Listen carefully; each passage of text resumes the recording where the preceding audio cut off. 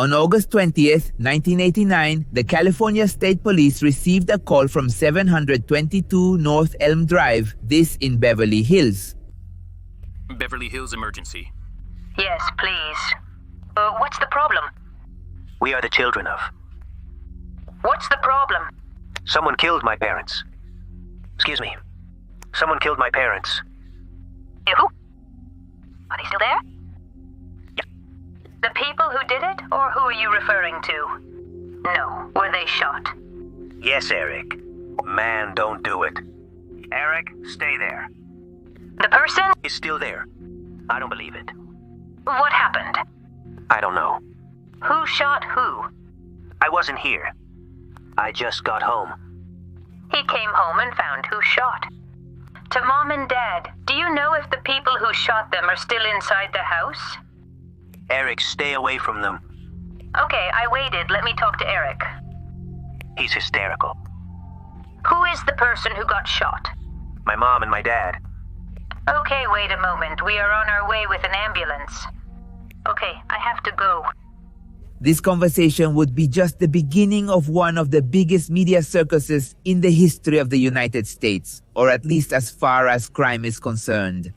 The case not only caused a stir because of the way the victims had been killed, but also because of who had pulled the trigger. Jose Menendez's parents sent him to the United States in the year 1960 when he was just 16 years old. They thought that there he could have more opportunities than in his native Cuba, and they were not wrong. Shortly after, he got a job as an accountant in New York. He climbed the ladder until he managed to create his own record label, RCA Records. This became one of the most famous in the history of music.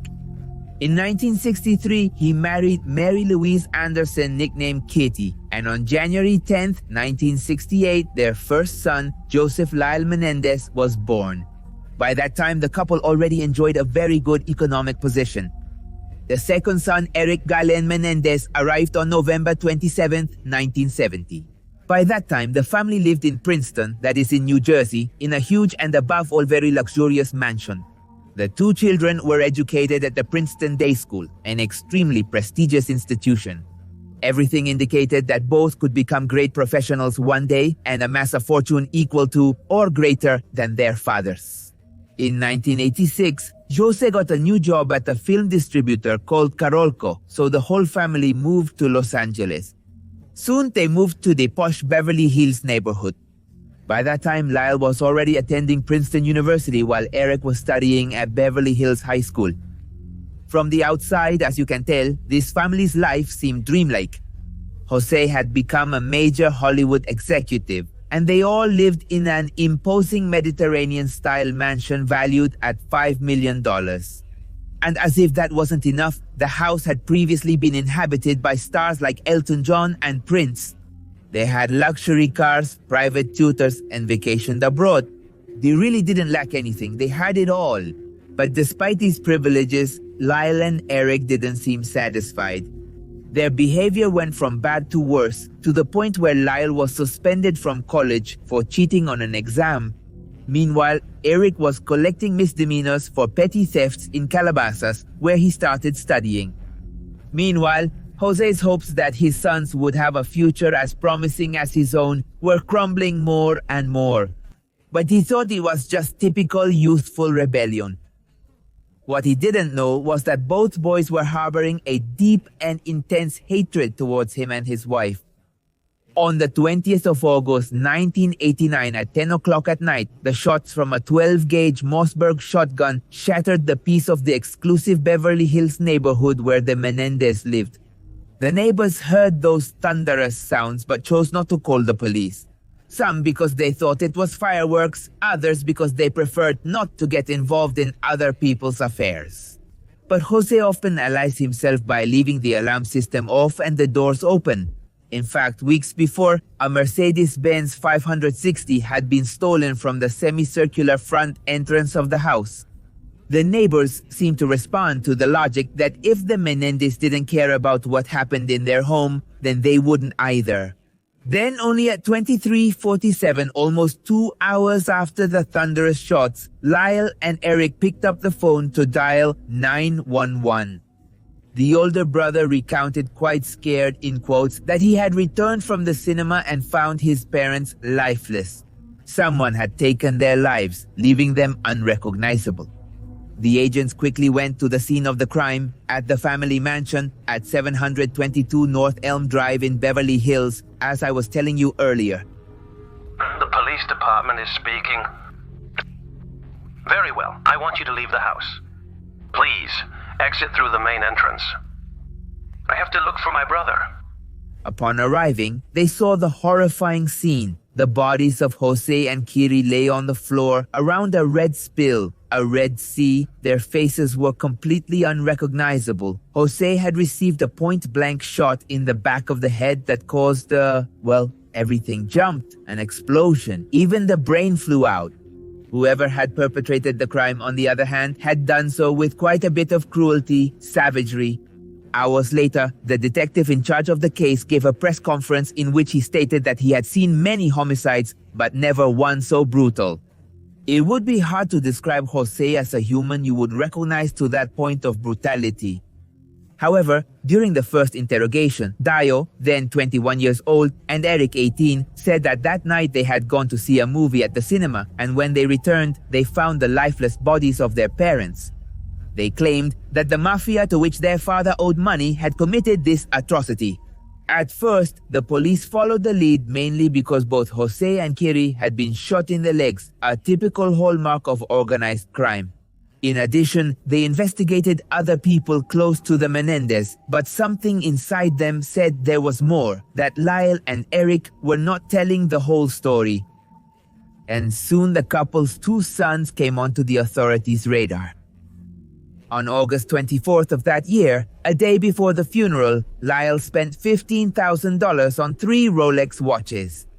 But that wasn't all, because on the day of the burial, when he was in the family limousine, sitting next to his father's secretary, Marcia Eisenberg, this brazen man showed her his loafers and laughingly said, "Who said I couldn't fill my father's shoes?" And then, after the funeral, the two brothers attended a US Open team tennis match, which they were fans of. They seemed, as you realize, not to be really shocked, as if they didn't care about their parents' death. So over the next few months, the two of them set about squandering their inheritance, spending nearly $1 million on extravagant luxuries. They left the mansion on North Elm Drive and took up residence in a series of ostentatious hotels. They then moved to 2 separate luxury penthouses in Marina del Rey. They traveled around Los Angeles in their late mother's Mercedes-Benz SL convertible. And besides, while they were feasting on expensive meals and even went on a trip abroad, visiting the Caribbean and London. And as if this was not enough, they got more money from their parents' life insurance payout. Lyle bought a Porsche 911 and the Shock Spring Street Cafe, which is a Buffalo Wings restaurant in Princeton. According to him, his mother dreamed of having a healthy food franchise at a good price, and he was fulfilling her wishes. That although he initially returned to university, he really didn't attend classes. He spent his time buying homes in New Jersey to rent them out and thus earn even more money. In addition, he dedicated himself to buying luxury clothes, going to stores with bodyguards he specifically hired for that, spending around $40,000. And Eric, for his part, decided not to attend the university where he planned to study and hired a full-time tennis coach whom he would pay $60,000 a year. He wanted to pursue his dream of becoming a professional athlete, so he practiced 10 hours a day. He eventually went on to compete in a series of tournaments in Israel, but it wasn't all tennis and studies because he also lost millions of dollars betting. And finally, Lyle created a campaign called Menendez Inversant Enterprise and hired 2 college friends to advise him on his investments. By this point, the young man had also dropped out of his studies. These extravagances reached the ears of the police officers, who found it more than strange that the 2 young men were spending their parents' fortune instead of mourning. They then began to investigate them little by little without obtaining any evidence against them until one of the 2 brothers decided to speak. On October 31st, Eric attended his psychologist's appointment. Dr. Jerome Osial told the professional that he felt extremely guilty about an event and that he wanted to confess it. He recounted that on August 18th of the year 89, he and his brother went to a store in San Diego, more than 100 kilometers from their mansion. There they bought two 12-gauge Mosenberg shotguns, the ones I was telling you about earlier.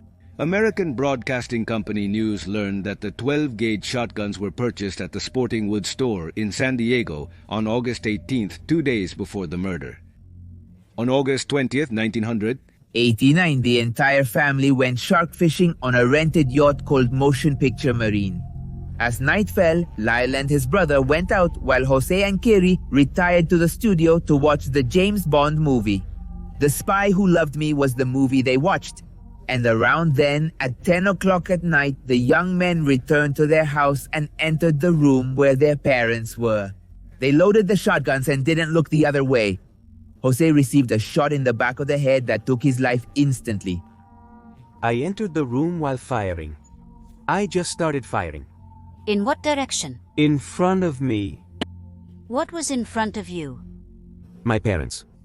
Did you shoot the second figure or the first figure? I don't know. I just walked into the room, started shooting, and I don't know. I didn't think about these things. I didn't think about where this is, where that is. I just fired. Kitty, alarmed, tried to flee down the hallway but was hit in the leg by a shotgun blast. She then slipped in her own blood and fell. As she lay moaning on the floor, she then took multiple hits to the right arm, chest, left hip, and left leg as well.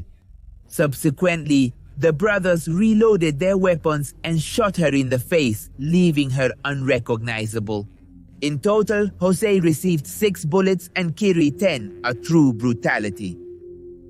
I remember my dad walking forward and I remember shooting him directly. What happened when the shooting ended? I heard the sounds of my mother. And what was your reaction to that noise? I just ran out of the room. What did you do after recharging? I shot my mother. After taking their parents' lives, the brothers shot them in the knees in an attempt to make the crime look like it was mafia-related. They then left the scene, threw their shotguns on Mulholland Drive, and went back home to clean up the blood and change their clothes. They then bought tickets at a local movie theater to watch the movie License to Kill. They believed in this way they could use the fact as an alibi. Only at 11:47 at night did they return home and call the police, feigning surprise and distress at the discovery of their parents' bodies. You were crying. Correct. You cried as you lied. Exactly. We shot a lot many times and you could only hear the glass. Things breaking and the noise of the shots. I was leaving. Smoke from the guns. There are 2 versions of what happened after Eric's confession. The first says that Dr. Osiel recorded his consultations and that his lover listened to that session, went straight to the police to tell everything without waiting to talk to him. The next says that Lyle, upon learning that his brother had told the truth about what happened, showed up at the doctor's office and threatened him with death. That nullified the doctor-patient confidentiality that prevented Osiel from showing the tape with the confession to the police, since his own life was at risk. And regarding the first version, there is also something that seems to affirm it, because after the case exploded, Osiel's wife found out that he had a lover and they had to give a press conference where he denied that the woman had listened to the tapes. She, on the other hand, claimed that she heard the recordings 4 months before going to the police. But what is known for certain is that by this point, the agents not only had the tapes in their favor, but they could use them to accuse the brothers of parricide. Lyle was finally arrested on March 8, 1990 in Beverly Hills. Eric, who was playing a professional tennis match in Israel, had to immediately return to the country. He was arrested on March 11th that year. On December 8th, 1992, a grand jury indicted them on murder charges, and thus began the long and media-covered judicial process. Today, at approximately 1:20 in the afternoon, Beverly Hills police detectives arrested 22-year-old Joseph Lile Menendez for the murders of his mother and father in August. He offered no resistance and was arrested without incident. His 19-year-old brother, Eric Galen Menendez, is also being sought for the same crime, but all indications are that he is out of the country. After much back and forth in which the brothers' defense tried to prevent the tapes from being used in the trial, it began in 1993. By that time, the case had reached all television programs and citizens were fully aware of everything that was happening about it, even if they made jokes on some comedy shows. The situation escalated to the point where the American network Koi TV managed to broadcast the trial live and direct. Now when he returned home, what did he do? I entered the room where my parents were. Could you back up a bit? Why did he do it? I don't know. I just couldn't stop myself. I was drawn to the room. Actually, I didn't want to go in, but I couldn't not do it. And when you went in, how did it affect you, if it did affect you? I just started crying a lot more. At one point I started screaming. It was horrible, and I couldn't bear what I was seeing. Do you remember hearing the tape of the 911 call that was played? Yes. Were you in the same room with your brother while he was calling the police? No. Were you on the same floor of the house? No. Where were you when your brother was calling the police? I think I was in the living room. That is, I don't exactly know at what moment he was on the phone with the police. I assume it was when he went up the stairs. But after that, I went back to the living room. Had you been in the living room and he came to find you? Yes. Take it out from there? And he went up? Yes. And you went back in? When he went up the stairs, what did you do? I went back to the living room. And you don't know why? Were the lights still on? Yes. And when were they turned on? When we were picking up the shells. Did you call the police? I called the police. Was that the 911 recording that was played here in court? Yes. And on that tape, are you crying? Yes. Was that real? Yes. Why was she crying? Why? What was troubling her? Just a shock, not believing that this was happening to me and that my parents were dead and being about to call the police. Alone, it's very hard to describe that weekend and the stress, fear, and nervousness and the collapse of feelings. I felt very marginal at all times as what ended up happening got closer, and by then I was very sensitive. And crying just for the sake of crying. I don't know. Collapsing.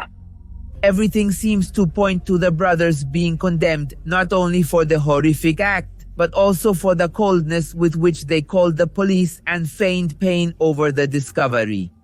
However, Leslie Abramson, the defense attorney, recounted something that left everyone present agape and caused the case to take a 180-degree turn.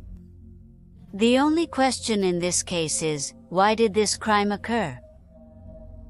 There is no doubt about who killed Jose and Mary Luis Menendez. Why they were murdered will be the focus of our evidence. He argued that the brothers had acted driven by a childhood of physical, psychological, and sexual abuse at the hands of their father, an alleged controlling and violent tyrant. Eric Menendez was the abused son of wealthy parents. The origin of this murder was a life of abuse. He even added that it was an act of self-defense. It's months before the crime, Lyle and Eric had confronted Jose. They had told him that if the beatings and rapes did not stop, they would make the situation public and ruin his reputation forever. After this, the father had threatened to take their lives, and by the way, the first to testify about the abuses was Eric. What do you think is the origin of you and your brother ending up shooting your parents? Am I saying? You saying what? Am I telling Lyle what? You telling Lyle what? That my father was abusing me. Did your father have sexual contact with you? Yes. We were in the bathroom and I had to do it all for him. What else did he do to you? He used objects. What type of objects? toothbrushes and shaving utensils. And did he try to treat people with something else? He did. Were you scared? Did you ask him not to do it? Yes. How did you ask him not to do it? I simply told him that. And besides, the defense had a testimony about the facts. Andy Keno, cousin of the brothers, affirmed that Eric told him about the abuses he suffered from his father when he was only 12 years old. He told me that his father was massaging his... Did he use that word? Yes, he did. He wanted to know if this happened to all children. What I do specifically remember is that he made me promise never to tell anyone about this. But the prosecutors didn't believe this version and portrayed Lyle and Ari as two privileged, narcissistic, and spoiled young men who took their parents' lives out of greed and debauchery. They had done it in a cold and premeditated way, as they bought the weapons days before and even went to the movies to have an alibi. The motive for committing the parricide was to inherit their parents' estate, estimated at $14 million. They also indicated that Andy's testimony lacked credibility. He presented himself as very distressed to the police when they arrived, right? No, that's why I went there. Because we were crying. I was distressed. That is, by the time I was able to speak with the officer a little later, I was no longer crying. And I wasn't trying to pretend. I wasn't trying to put on a performance or anything like that. I just felt what I felt. He wanted to have his way, didn't he? We really weren't thinking in those terms. We weren't thinking. Basically, we were thinking that we had shot our parents, that this was horrible, and that I simply couldn't tell that to the police. I didn't want to tell them why and explain everything about my family, and neither of us wanted to. We felt strongly about it. We knew they could find out quite easily. We didn't know anything about how they investigate these things and that they might discover it instantly. But until they did, we didn't want to give out any information. During that first instance, the jury couldn't come to any conclusion, as some believed in the brothers' confession about the abuses, while others supported the prosecutor's theory about the inheritance. Moreover, being broadcast live, the new revelation about the motive polarized public opinion, putting much more pressure on the authorities, and shortly after, the Los Angeles District Attorney Gil Garcetti announced that a second trial would be held immediately, but less media-focused. Thus, public opinion remained very divided regarding the guilt of the accused, and this should not affect the decision of the next jury. To achieve this, Judge Stanley Weisberg refused to allow cameras into the courtroom. But the testimonies of Lyle Eric, his cousin, and his friend were not enough to prove that the brothers had acted in self-defense. The judge eliminated the possibility of ruling involuntary manslaughter based on the alleged abuses, which forced the jury to decide between only two options. On one hand, they could convict the defendants of murder. On the other hand, they could declare them innocent and set them free. But the reality is that the jury did not take into consideration the abuse allegations presented by the defense. They had already decided that they had to be convicted. And even though it did reject the capital punishment because neither of the brothers had criminal records involving the use of violence, as I tell you, the rest could not be moved. Thus, on April 17, 1996, the brothers were found guilty of first-degree murder, sentenced to life imprisonment without the possibility of parole. They requested to be transferred to the same jail, but having conspired to commit the crime, it was considered that they could plan to escape together. Finally, their request was denied, and the brothers spent the following years of their life without seeing each other again. We will spend the rest of our life in prison. They didn't put us in the same prison. There's a high chance I'll never see him again, and that would be something very, very hard to live with. But they weren't completely alone. As is often the case with famous murderers, they had dozens of admirers. In January of 1997, Lyle married Anna Erickson, a former model with whom he had been corresponding. Months later, they separated because she discovered that Lyle was writing letters to another woman. And that same year, Eric got married through a telephone ceremony at Folsom State Prison to Rutami Sakoman, while in the meantime, the brothers' defense continued to appeal their sentence as they wished.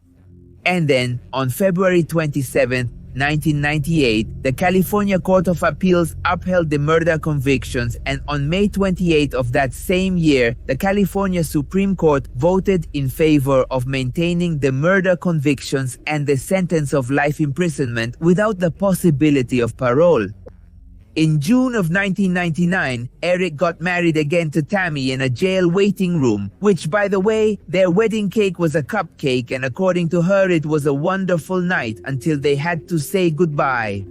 Shortly after, he adopted Talia, Tammy's daughter, and both of them drove 150 miles every weekend to go see this criminal. In November of 2003, Lyle got married again, but this time to Rebecca Sneed, a lawyer and magazine editor, in a ceremony in the visiting area of the maximum security prison, Mill Creek State Prison, which, during that same time, also came to light the testimony of Kiri's psychiatrist. The man reported that the woman was extremely nervous in the months leading up to the murder, even blocking her bedroom door at night and keeping a rifle in her closet, fearing that her children could be sociopaths. In an interview in the year 2017 with the American network American Broadcasting Company News, Lyle spoke about his relationship with his mother. He said that he loved her and that he still cried for her, but that he had not forgiven her. He resented that the woman had not wanted to take action regarding the sexual abuse that his father perpetuated against him and his brother. If he could become aware and turn back time, he would have gone to the police and risked exposing what was happening. Regarding Eric, he said that the bond between them was really strong and that they were also united by the common experience of abuse. He also took the opportunity to clarify how he had felt when he found out that his brother had told his psychiatrist the whole truth, and to clarify that he had never resented him for what had happened. I wish he had just talked to me. You know, spend more time going to the priest and not have ended up in the hands of his therapist. Although the brothers were forbidden to talk on the phone, they communicated through other family members and letters. They even played chess by sending their moves in writing. But that wasn't enough. They wanted to be together again.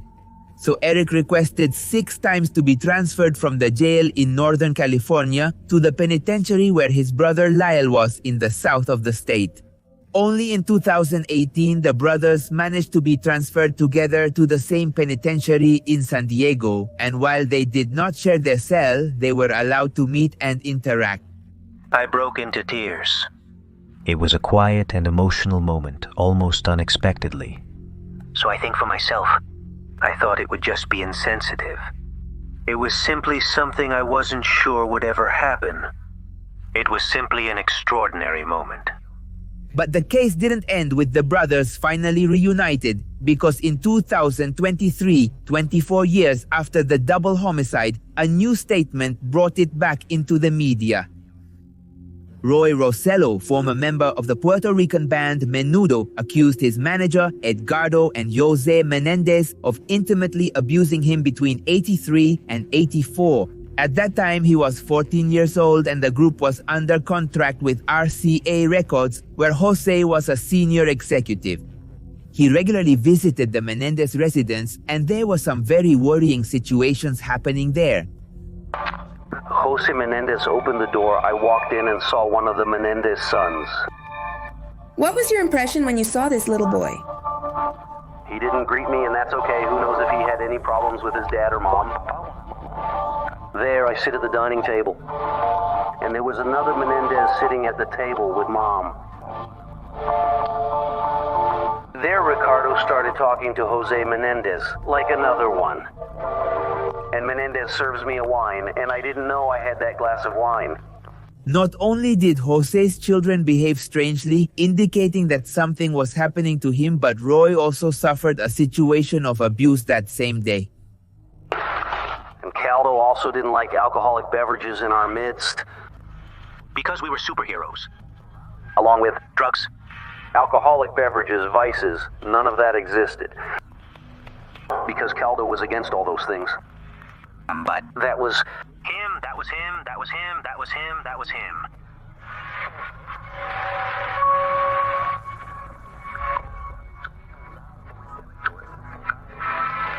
felt someone carrying me, and that person was Jose Menendez, who was carrying me and taking me to his room. But I couldn't move, I couldn't react. I don't know what he put in my drink. It was clear that the abuse had not only been real, but also premeditated. It seemed that this was something usual for Jose.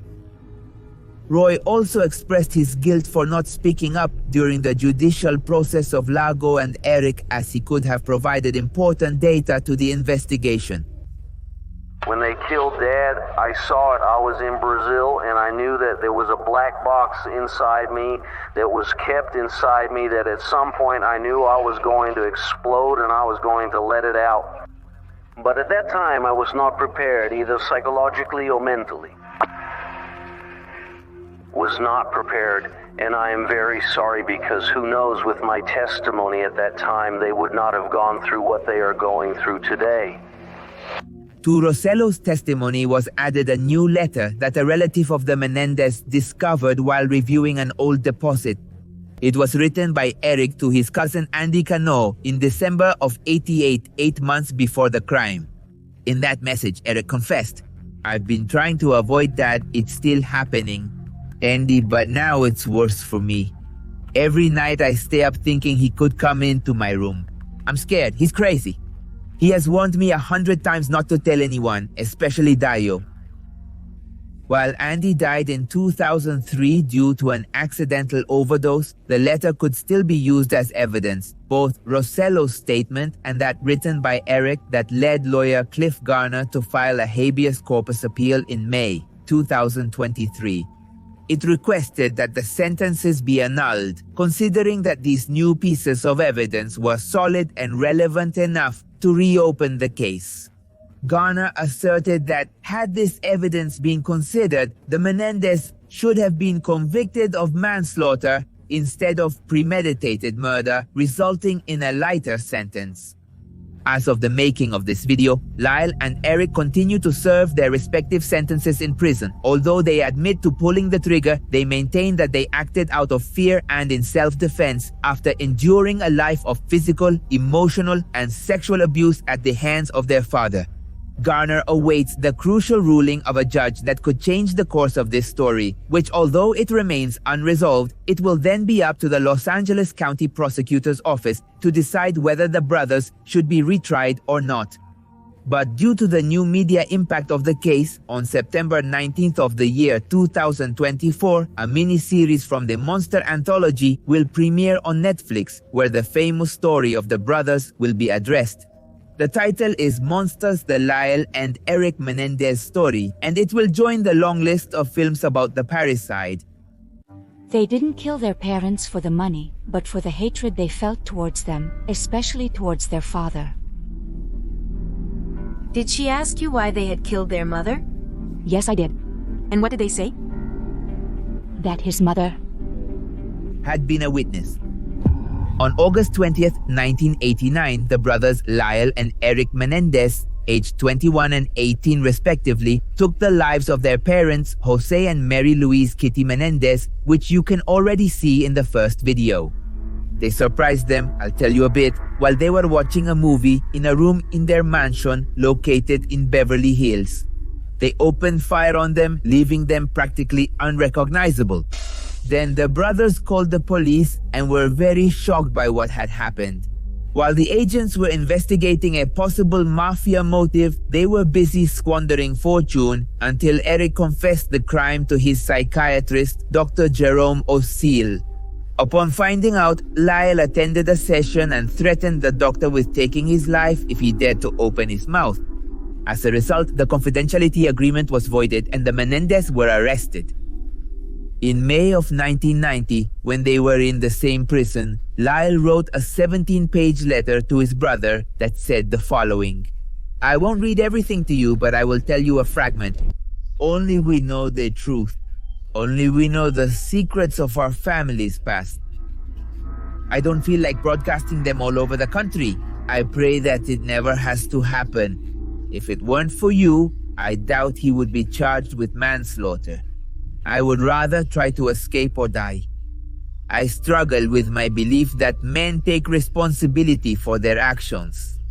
claiming abuse is not taking responsibility. The letter was confiscated from Eric's cell in June of that year during an inspection by the guards. The prosecutors, for their part, used the letter in the grand jury proceedings. But after the brothers admitted to taking their parents' lives, they could no longer use it against them. The defense, on the other hand, had a reason to argue that the parricide had been in self-defense.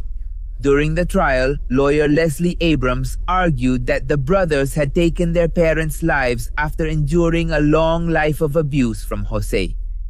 But where is the photo of Jose Menendez bending Eric over the foot of his bed when he was 12 years old? So that now he can go all the way, even though the child screams. Well, that photo exists, but unfortunately it now only lives in Eric's mind. Regarding why Kiri's life was taken, both brothers stated that he also committed physical abuse against them. Throwing things and screaming and flailing and wanting and trying to hit you and saying that you're a bastard. How old were you when you heard things like, "I wish you were never born"?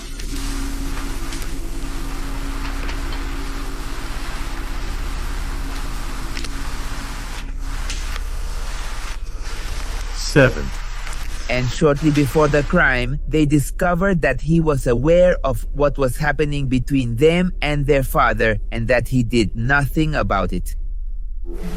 And she told me that she knew, that she had known all my life what my father was doing. It felt as if I no longer recognized her. And I just saw Dad and Mom as the same person at that point. Different relatives of the brothers also took the stand who testified to knowing about the abuses. One of them was their cousin, Diane Vandermolen. When Lyle was 9 years old, he told her that he was afraid his father would come into his room and that he was also afraid of his father. She proceeded to indicate to me by bumping and saying that his father and he had been bumping down there. And what did you do? I went to get Kitty and brought her down and told her what was going on. She took Lyle and brought him back upstairs. When do you say she took him? Was it physically? Yes, she took him by the arm and brought him back upstairs. Did you talk about the incident with Lyle again? No, it was never talked about again. Two other cousins, Alan and Keglin, who spent the summers at the house, commented that Jose took the children to his bedroom and forbade them to go down the hallway. Alan said he heard screams and moans coming from that bedroom. He said that Kiri turned up the volume of the television a lot and prevented him from going up to see what was happening. They also witnessed the abuses inflicted by Jose towards his children, and with an aunt of the Menendez who spent a somewhat strange vacation with them. Did you see the bruises on the children after that? Yes, and they were above the thigh area, where they would approximately be hit. And I knocked on Kitty's room door and she was in the room, but Jose wasn't, and she said he was downstairs in Eric's room. So she told you that Jose is in Eric's room. Correct. And then she said we had to wait until Jose came out of Eric's room before we could go to dinner. And how long did it take before Jose came out of Eric's room? If I remember correctly, it was around 8:30 or 9. And what happened then? Then I looked in the room and it was very dimly lit and Eric was in bed. What did he look like? He seemed very sad, and it was evident that something was troubling him. He didn't want to talk to us? I was going to approach him and give him a hug, but they told me not to, and that Eric didn't want people to hug him. Alicia Hertz, the former neighbor of the Menendez, also spoke about a situation that made her uncomfortable. It was during a dinner when Jose put on a video home system of a trip to Brazil, something peculiar. And he said, I have to show you this because it's so unique. And then he put on the tape and I don't remember the name. He said the film showed adults performing sexual acts in front of children. And we watched for a few seconds, a few minutes, and made excuses. Many of us stood up and said we had to leave. We couldn't stay to watch that. Did Jose find this amusing? Jose found it hysterically funny. Despite having these testimonies in his favor, the jury did not accept the abuse allegations as valid to argue that the brothers acted in self-defense. The first trial ended with an undecided jury and another one was held in the year 95. The brothers no longer had sufficient financial resources, so Leslie represented Eric pro bono while Lyle was defended by public defender Charles Gessler. On April 17, 1996, Lyle and Eric were found guilty of first-degree murder of their parents and sentenced to life imprisonment without the possibility of parole. This greatly upset Eric's lawyer, who had really grown fond of him. She would have been happy to raise Eric Menendez. He wouldn't be in jail right now. Since Eric became my client in March of 1990, in the condition that Dr. Vicky described to you, I feel more than privileged. It exceeded a representation task. And with Lyle as well, since on the same day of the sentence he married Anna Erickson and Leslie participated in the ceremony. This type of action was condemned by journalist Dominic Dunn, who covered the case in Vanity Fair magazine. And in one of the articles he said the following about the lawyer. She can twist and turn a witness's memory like no one else can. Leslie, on the other hand, had won extremely complicated cases.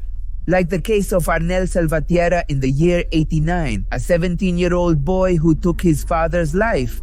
She argued that Salvatierra had been abused by him, which led to the young man's acquittal and a sentence of 5 years probation. Also, in subsequent statements to the Washington Post, Leslie pointed out that she had represented people accused of murder for 27 years and that the Menendez had no point of comparison. They were not murderers, but troubled boys raised in a very difficult and at the same time grotesque family environment who finally broke down. She also said they were the most adorable clients she had ever had.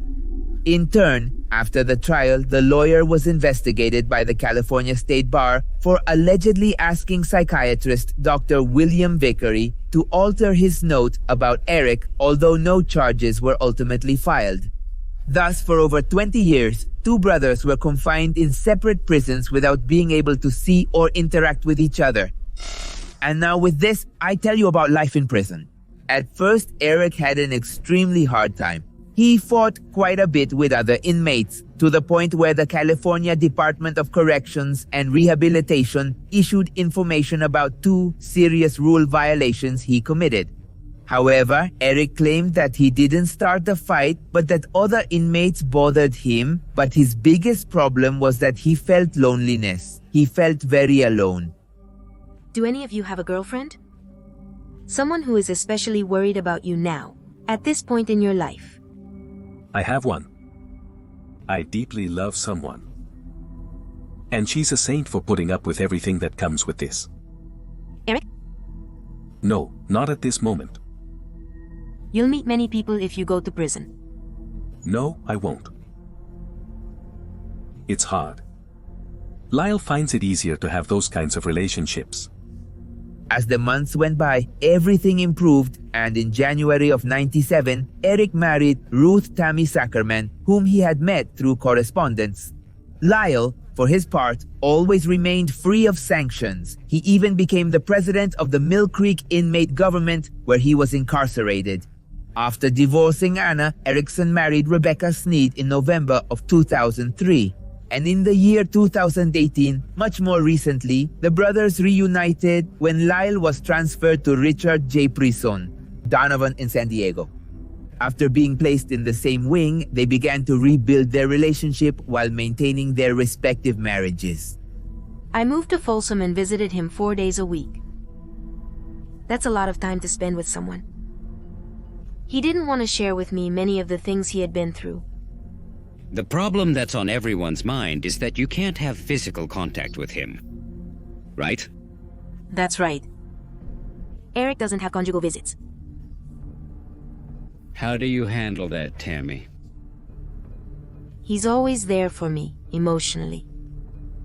I didn't have that in my first marriage. The reason I married him is because I had no rights as someone to know him. It's not that I wasn't physically attracted to him. I was. But I was really worried about his well-being and what they would do. A wife can say that she can give birth and that she can't with him. Despite these problems, marriage brought nothing but joy and peace to Eric. He even adopted his daughter Talia. The Menendez also spent their time in jail with dozens of activities. Ayo worked with other inmates who had also suffered intimate abuse, trying to provide them with emotional support. Eric, for his part, devoted himself to art, dedicating himself to painting and collaborating on prison reform projects. In addition, he converted to Christianity and taught classes on it, while working with prisoners with terminal illnesses. He also meditated in his free time. They are currently preparing a new project to improve the lives of other inmates. The brothers seem to have already accepted the fact that they would be in prison for the rest of their lives, or at least that was the case until 2023 when the case took a turn. Roy Bozello, former member of the Puerto Rican band Menudo, accused Jose Menendez of intimately abusing him between 83 and 84 when he was under his contract. That person carrying me was Jose Menendez. He was taking me to his room to rape me, but I couldn't move. I couldn't react. I don't know what he put in my drink. This was compounded by a new letter that a relative of the Menendezes discovered while reviewing an old deposit. It was written by Eric to his cousin Andy Cano in December of '88, 8 months before the crime. The letter written by Eric to his cousin 8 months before the murders, in which he explains being afraid of his father due to the abuses and calls him crazy. Eric responded to Roy's statement by calling reporter Robert Rahn, an expert on the case who wrote the book The Menendez Murders in 2018 and who has kept in touch with him and his brother ever since. In the conversation, Eric expressed his deep sadness upon learning that there was another victim of his father. He also said that he always hoped and believed that one day the truth about Jose would come to light, but he never wished for it to come out this way as a result of the trauma another child suffered. And based on the new evidence then, lawyer Cliff Garner filed a habeas corpus petition before the Superior Court of Los Angeles. In it, he requested that the brothers' convictions be overturned. Both Roy's testimony and the letter sent to Andy were sufficient evidence to reopen the case and assess the likelihood of self-defense. If a new trial was then conducted, the brothers could see their sentence reduced, as it would be reclassified as manslaughter instead of premeditated murder. This, as you can imagine, made the brothers very happy. Their lawyer, Mark Geragos, told People magazine that he was cautiously optimistic, but not everyone thought like them, obviously, because legal experts like former Los Angeles County Prosecutor Dimitri Gorin and defense attorney Nia Maramani described the new evidence as more of the same. Gorin even stated that although it was tragic that they had been abused, it didn't change the physical evidence of the crime. With the case once again on everyone's lips in the United States or the whole world, on September 19th of the year 2024, a Netflix miniseries from the Monster anthology called Monster, The Lyle and Eric Menendez Story, directed by Ryan Murphy, was released. The fiction addresses the crime that mobilized the country, emphasizing some rumors and theories. It tries to show different points of view of what happened so that the viewer can draw their own conclusions. Indeed, one of the most discussed points was that at some moments it can be seen that the brothers had a relationship that went beyond fraternal, suggesting that they could have had a romantic or sexual relationship. The reporter, Robert Rand, gave his version of these events and expressed that he did not believe that Lyle and Eric had been lovers, but that it was a fantasy that was in the mind of Dominic Dunn, the Vanity Fair reporter. The only physical contact they could have had is what Lyle testified during the trial, that when he was 8 years old, he took Eric to the woods and intimately abused him in the same way that Jose did with him. Ron also stated that he would not call that a sexual relationship of any kind without a response to a trauma. Eric in turn spoke out about the show, describing it as lies and ruinous portrayals. His statement was posted on social media by his wife and stepdaughter. In it, he also expressed that he felt the series was taking the painful events several steps back. Lyle, for his part, described the series as a setback in understanding male sexual abuse as well. For him, the progress that society has made in terms of making these experiences visible has been tarnished by productions like Molfis, which simplify the complexity of the case in favor of sensationalism. Would you feel any different about what happened to my client if her name was Erica Menendez? Would this make a difference to you if it was a girl abused by her father? Because if that's the case, it shouldn't be. Because men are human beings. Children are human beings. And men and women suffer. And boys and girls suffer. And there is no difference at all. For their part, representatives of Ryan Murphy and Netflix did not respond to the request. For comments from media outlets like The Hollywood Reporter or People, I was going to say pressure instead of request, but either way, despite the controversy, the series continued to be the most viewed on the platform in the United States. Shortly after the brothers' statements about the series about their lives, they received an unexpected visit. In 2019, Kim Kardashian is studying to be a lawyer, the same profession her father Robert Kardashian practiced, the famous defender in the high-profile O.J. trial. Simpson, while also interning at a law firm in San Francisco. Kim was the goddaughter of the famous convict. Eric met O.J. Simpson in prison and helped him navigate the isolation, so Kim always had a certain fondness for him. So in September of the year 2024, the famous businesswoman visited Eric in the San Diego prison along with the monster actor Coppercock who portrayed him. Yes, I met them both. Yes, I spoke with Eric about that. And did you tell him that Eric had issued a statement saying this series was a dishonest representation, but he hadn't seen it yet? Did he retract some of those comments? No, he did not. He distanced himself from all of that, and I understand his perspective, as it's very challenging to have something like that occurring while Hollywood dramatizes and glamorizes the story. I fully understand and respect his perspective. Moving much more to the present, to the most current, on October 1st of the year 2024, it was announced that the brothers will have a new court hearing to be held on November 29th of this year, more than 28 years after being sentenced to life imprisonment. There, the case will be reviewed under a new perspective. This could lead to a new trial or even a new sentence for the brothers. Interestingly enough, this date is 2 days off from Eric's birthday. And then on the 7th of this month, in a kind of response to the controversy or the controversial Ryan Murphy series, Netflix will release The Menendez Brothers, a documentary where the brothers' relatives are given a voice. In the end, the case is officially reopened, but what will happen at the end of the year is the question. Will the brothers be released as all their followers wish? Will they see their sentence reduced at least, or will they spend the rest of their life in prison? Will Jose Menendez be judged post-mortem? Well, we will know this very soon.